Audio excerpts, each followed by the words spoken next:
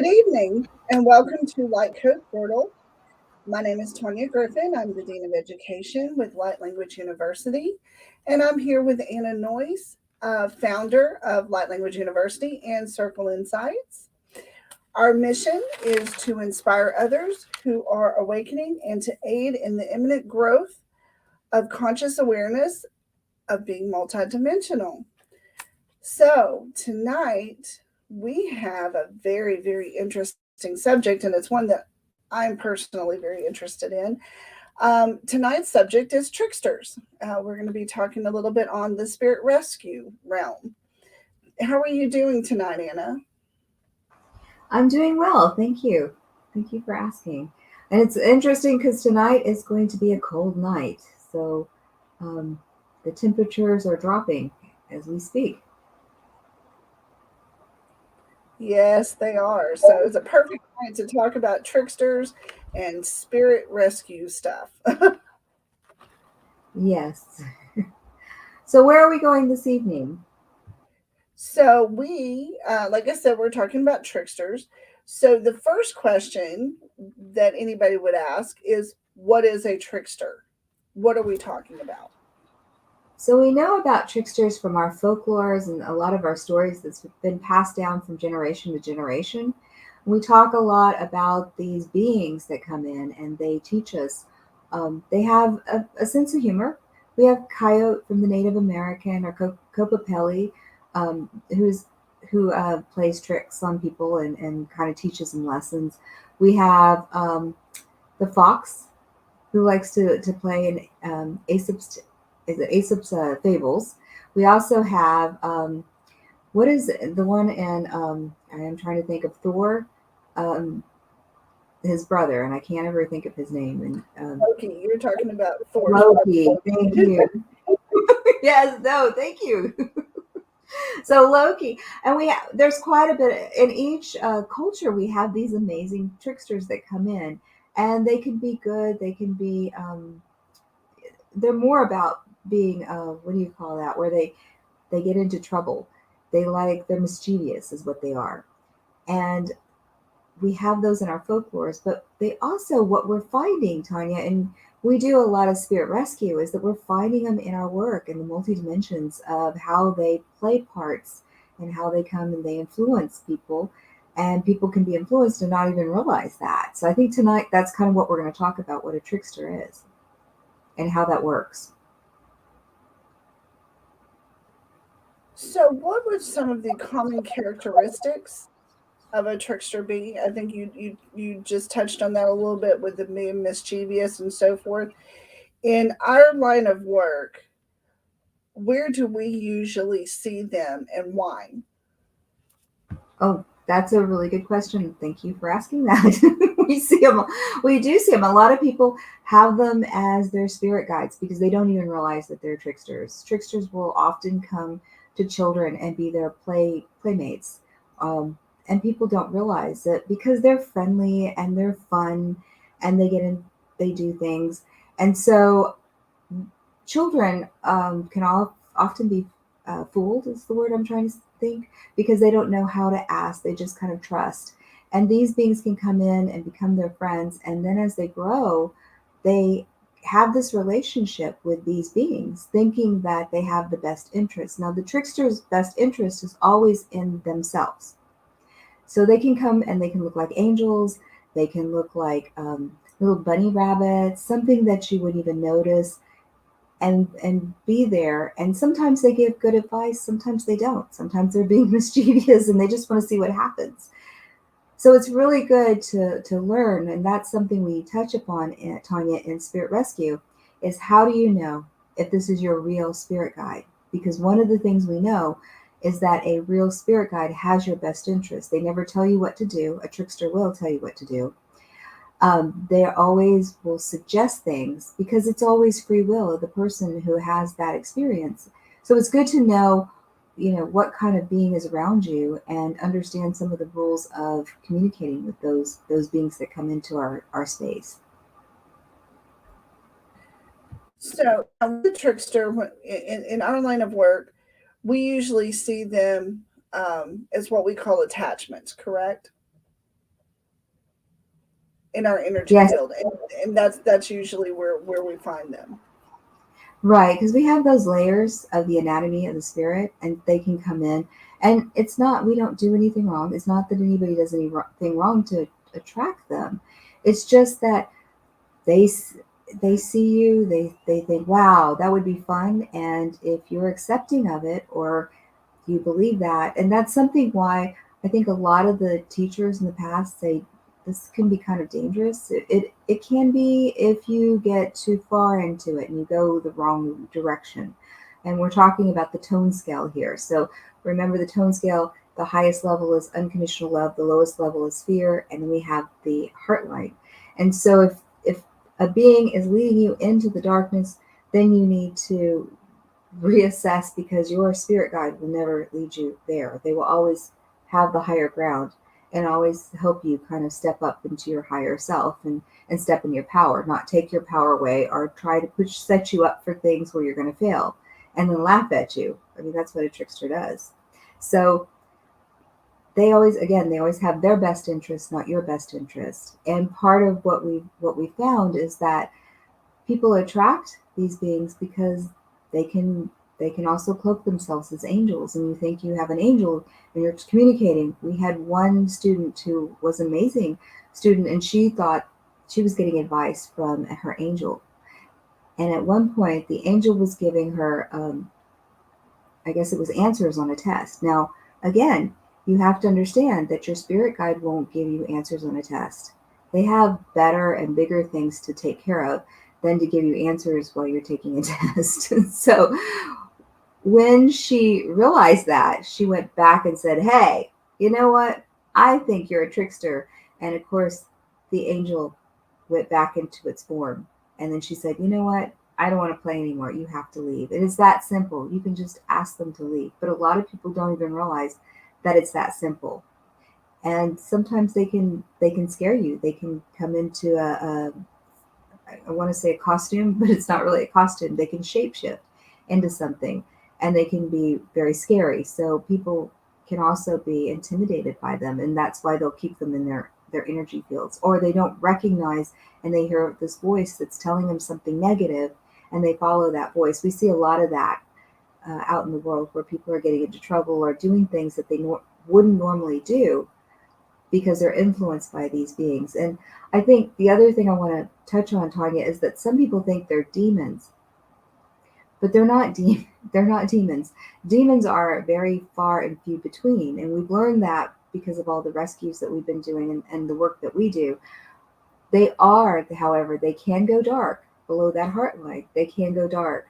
So once you recognize that you're always can step up into your higher power, and that you have power over that, you can always tell them to leave.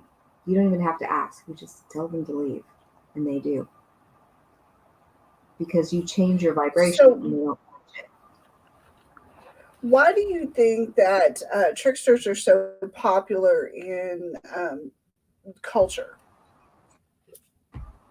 Oh, because they are funny. They get into trouble. They're interesting. We're human. And what do? We also do the same things. We're always, don't touch that light socket. What? Don't touch that light socket. You know?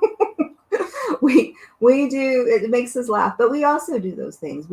We're exploring, we're doing things. So tricksters are also kind of a mirror of the human race and who we are. They're also our good, and they're also our negative. Why we always remove the tricksters is because if someone comes to us and they're looking and they're having this experience that is on below that heart line, that's causing them to feel sick, or causing them to feel like they're having voices telling them to do things that they don't want to do, or telling them that they're not good enough, then we usually go in. Now, it can be other things, as you know, but oftentimes we do find these tricksters. And sometimes, Tanya, you and I, we've worked together on our medical intuitive and our spirit rescue. We've been tricked. We're like, wait a minute, this is what we think it is. And we're all thinking, when we're working in a team, we're all going, wait a minute, we're getting different, we're seeing different things, we're getting messages, and somebody's going, right? I mean, tell us your Yeah, experience. yeah, no, that's true. We've had that our team, and we have a very good team that works together doing this. And usually that's when we know we've got a trickster, is when all three of us are getting different readings, because there's something there that's causing us to have some confusion. Because usually when we go in, we usually lock down. We may go in different directions and find different, energy paths that we go down, but overall we're on the same page. And usually, and we've learned, through experience, that if we go in and there is a different path for each of us, we're having confusion, that there's usually a trickster there trying to throw up a smoke screen to keep themselves hidden. You and a smoke screen is part of it too. We'll go in and we're like, we don't see anything, or we'll go in and we're like, what do we see? This we can't. There'll be fog or something, and so yeah, you have to kind of work through it.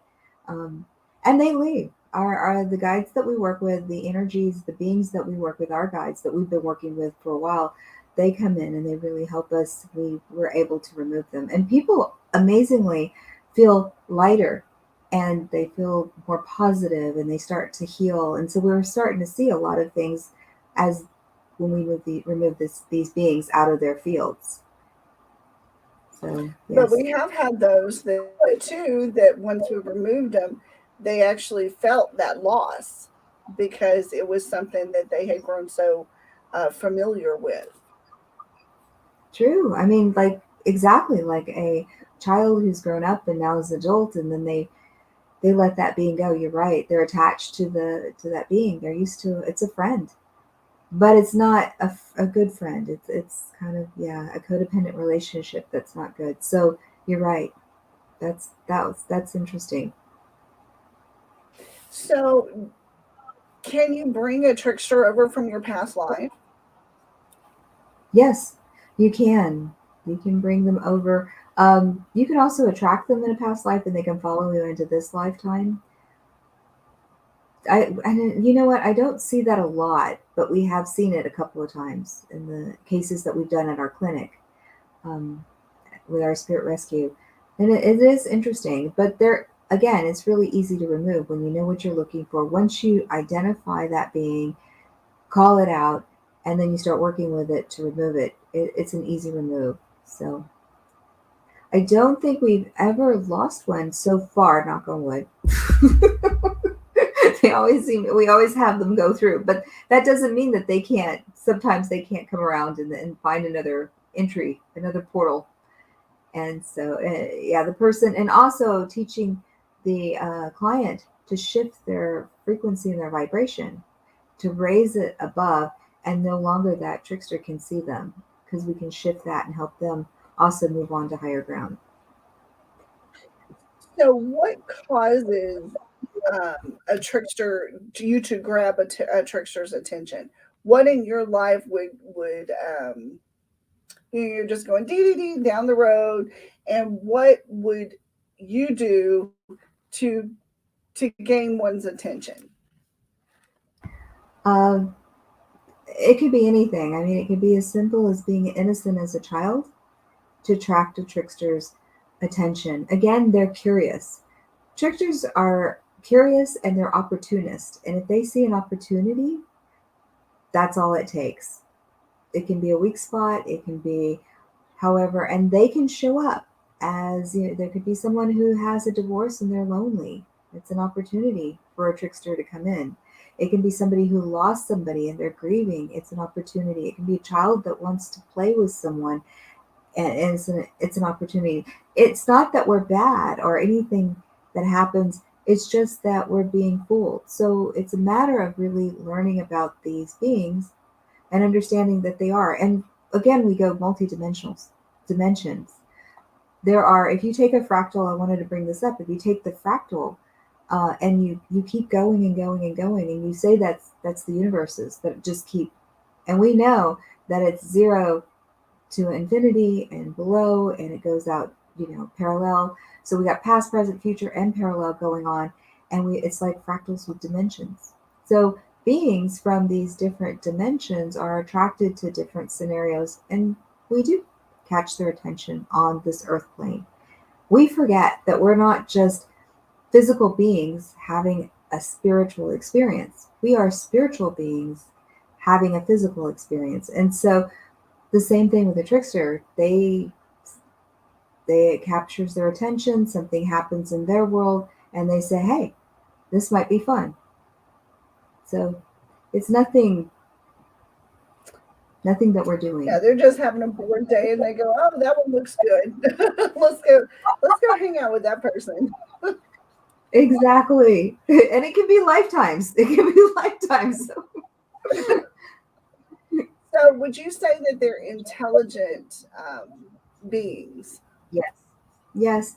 We forget that too. And I'm glad you brought that up because we do forget. We think that just because we're working with ghosts or spirits, that there are entities, that they're not intelligent. They are just as intelligent as we are.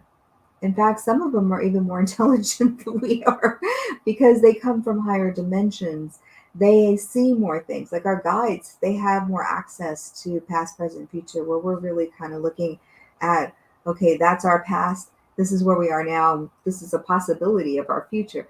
They can see it all because time doesn't exist. So, yeah, these beings are incredible and they are intelligent, which makes it. And that's I why think, no, go ahead, please. I was going to say that's why they can sometimes tell people what's going to happen, and that's how they endear themselves to them.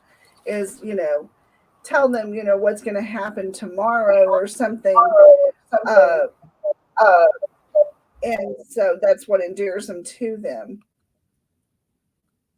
Exactly. Because people, they'll give them a prediction and it's right. And they'll go, oh, okay, this is our guide.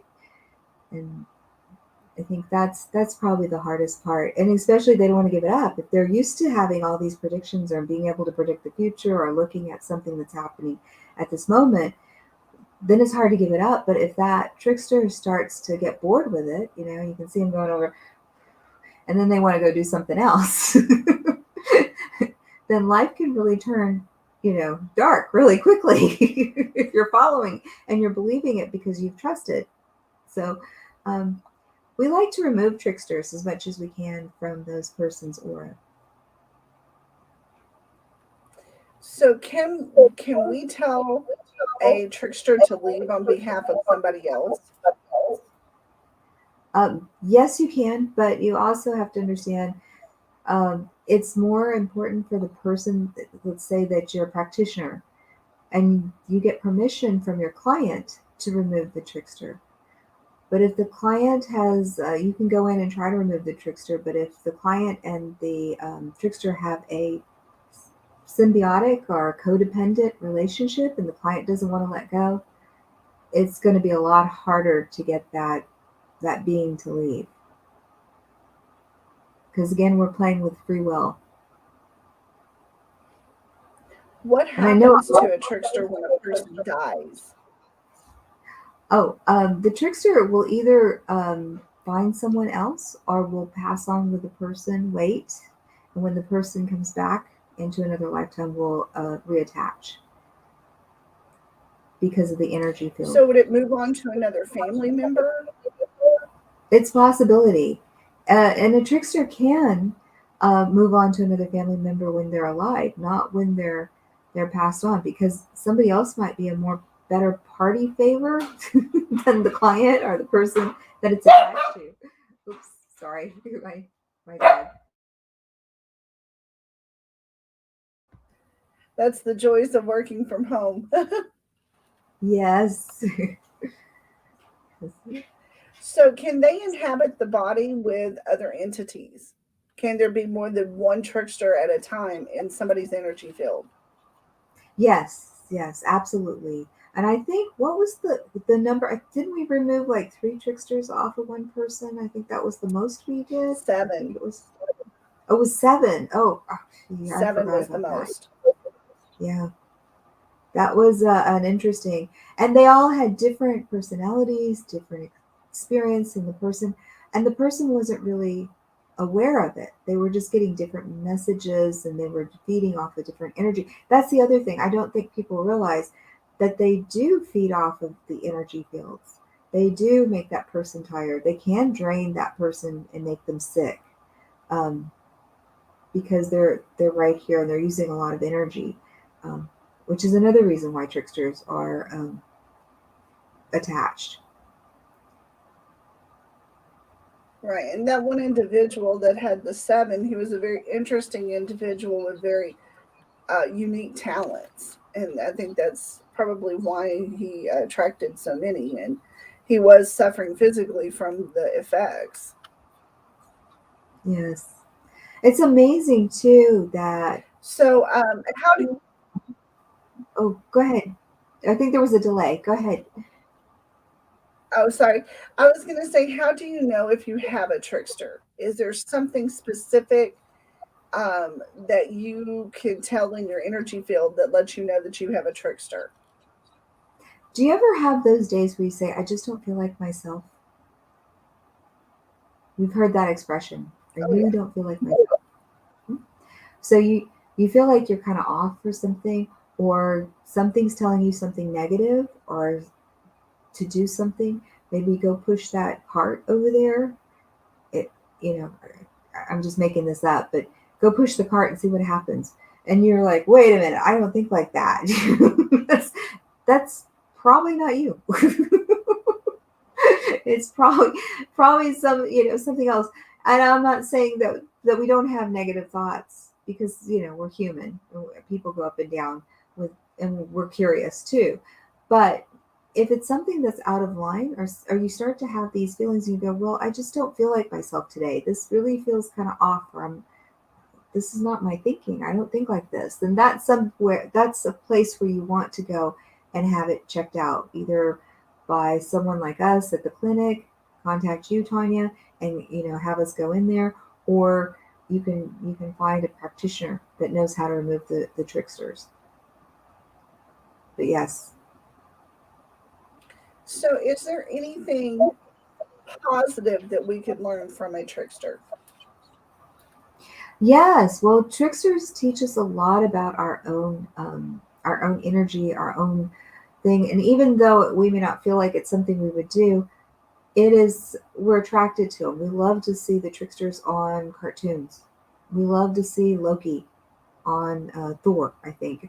Um, we like to see them get in trouble. They're interesting. They're exciting. They're just not fun if they're getting you in trouble. They're not fun if they're making you not feel good, because you've got seven of them and they're draining your energy fields because you're not feeling good.